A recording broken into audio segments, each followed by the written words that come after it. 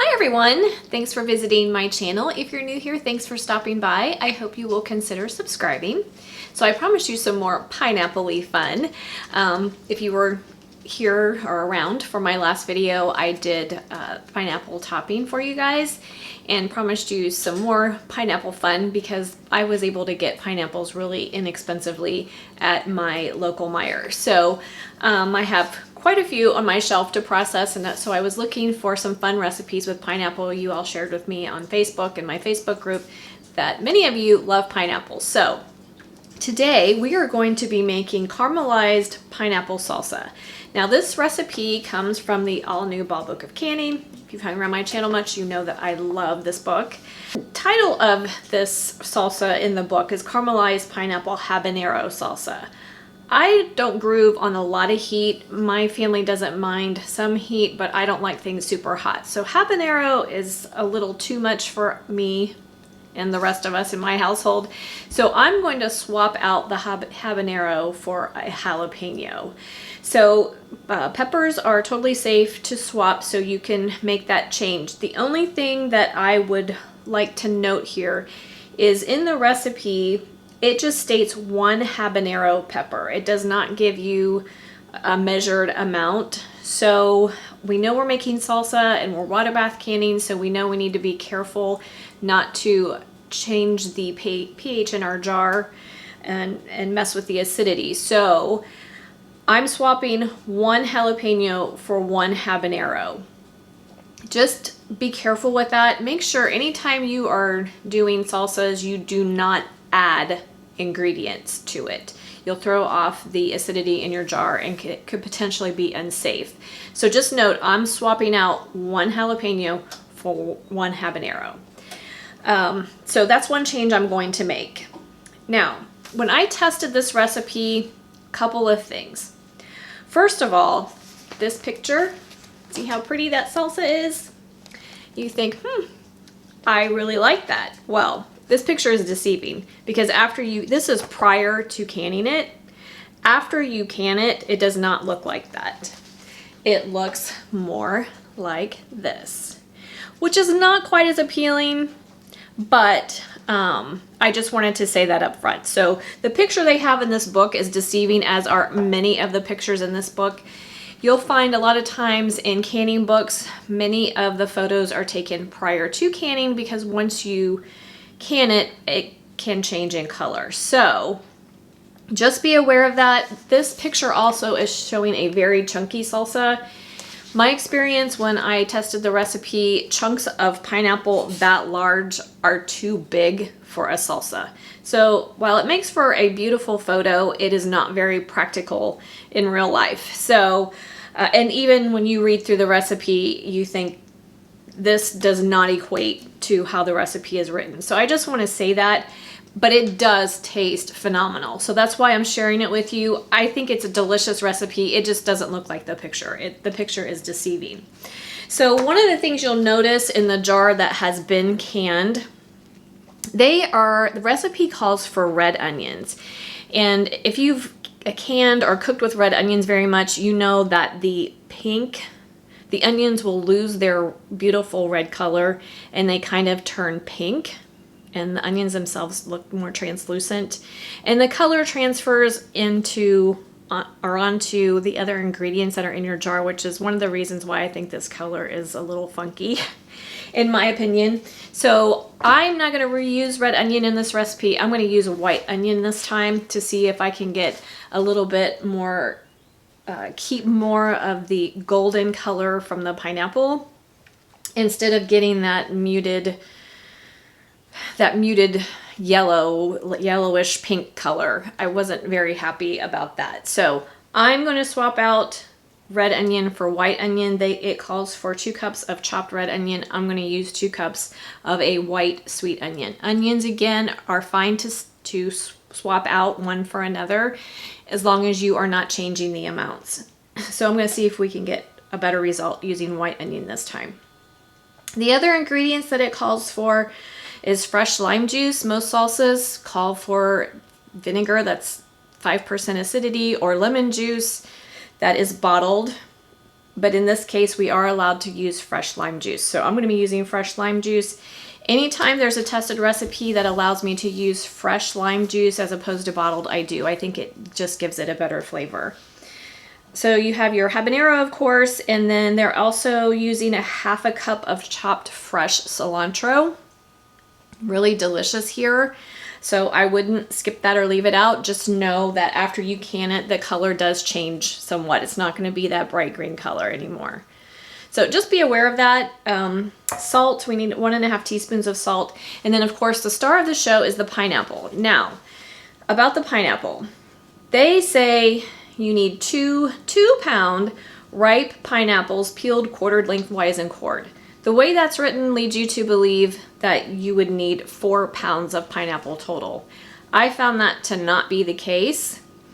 You do need 2 pineapples, but the amount I found was more accurate after peeling it. I started with a 4.5 pound pineapple thinking that that would be plenty. But by the time that I peeled it and took the core out, it was only about 2.5 pounds or so. So I think it's more accurate. The 2 pound pineapples is more accurate measured after you peel it and core it and all that. So I think that that's a little bit confusing. The other thing I found is they are allowing us to caramelize our pineapple in the oven, which is delicious and really adds to the flavor. But they're stating that you should put it in a 400-degree oven for 15 minutes, then you flip it over and do another 10 to 15 minutes. My pineapple never caramelized, so I had to put it under the broiler. So this time I'm going to up the temperature of my oven to 450 degrees and see if it will caramelize at that temperature. Pineapples are just juicy, and it's going to be hard for them to caramelize. They're going to release the juice first. So I don't know. I may have to use the broiler again, so just be aware of that.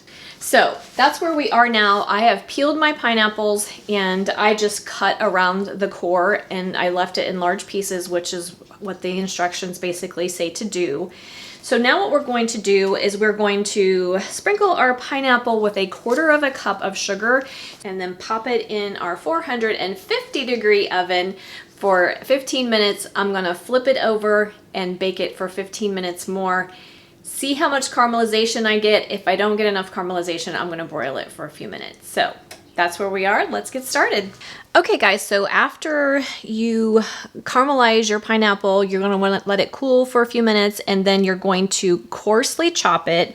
And once it's coarsely chopped, it should equal approximately 6.5 cups. So that's what I have here is 6.5 cups of my coarsely chopped caramelized pineapple.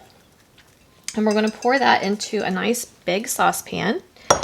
We are going to add 2 cups of our chopped onion. Again, the recipe calls for a red. I'm going to do white this time. And then 1 jalapeno seeded, or you can use 1 habanero. It's up to you. And then we need 1/2 cup of our fresh squeezed lime juice. And we're going to crank up our heat to about a medium high and give it a stir.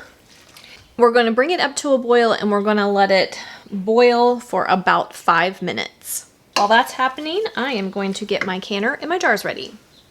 Okay guys, we're back. I have boiled my salsa gently for about 5 minutes, so I'm going to turn my heat off now.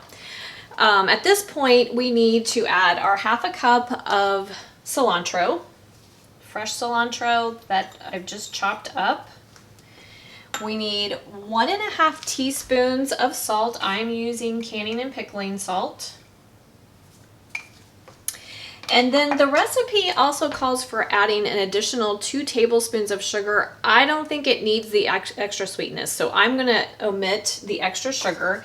We're going to give that a stir, make sure that's fully incorporated. Now, the other part of their instruction, their next instruction is to take half of your salsa and chop it in a food processor. It says to do not puree, but to chop. I already like the texture that I have going on. I chopped mine fairly well when I chopped up my pineapple after I caramelized it. So if you want to change the texture of your salsa, you could go ahead and put half of it in a food processor and just pulse it a few times. Like they said, they don't want it pureed. They just want it chopped. Well, in my mind, everything I already have is chopped. So I don't see the need to do that. I did do that the first time when I tested the recipe, and I just don't think it's necessary if you chop your pineapple fine enough the first time after it's caramelized. So what I'm going to do is I'm just going to turn my heat back on just to make sure that the salt is fully distributed and my cilantro is heated through, and then we are all set for canning. We're going to be canning this in pints. We should get about 4 pints out of this. It does not give instructions for canning in quarts, so I can't help you out there, but you can process in half pints if you prefer. You'll just have to use the same processing time as we use for pints. I'm going to be steam canning. You can steam can or water bath can. I have my rack in my canner with 3 quarts of simmering water ready for me to start canning. Make sure you follow the instructions that come with your canner. If you're water bath canning, you want to make sure you have enough simmering water in your canner that will cover your jars by 1 inch once you have your jars inside of your canner. So I'm just going to make sure everything's thoroughly heated through, and then we're ready for canning. Okay guys, here we go with canning. You want to make sure you start with hot jars. We do not need to pre-sterilize jars and lids as long as we're processing for more than 10 minutes, and we are. So I just washed my jars. I've kept them hot in a sink full of hot water. I washed and rinsed my lids, and I've set them aside. So we are ready to go. We want to ladle our hot salsa into our hot jar to 1/2 inch headspace.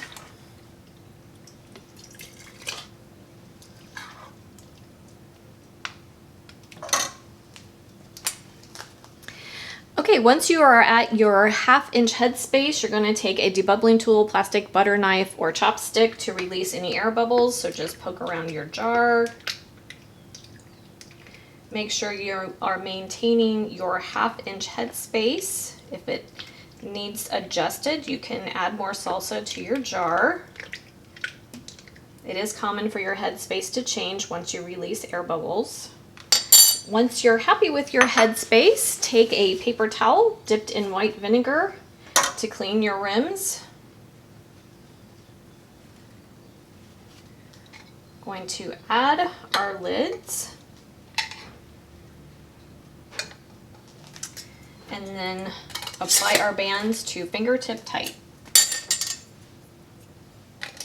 Okay guys, I got 3.5, really 3 3/4 of 3 3/4 pints, so it wasn't enough to fill the 4th pint.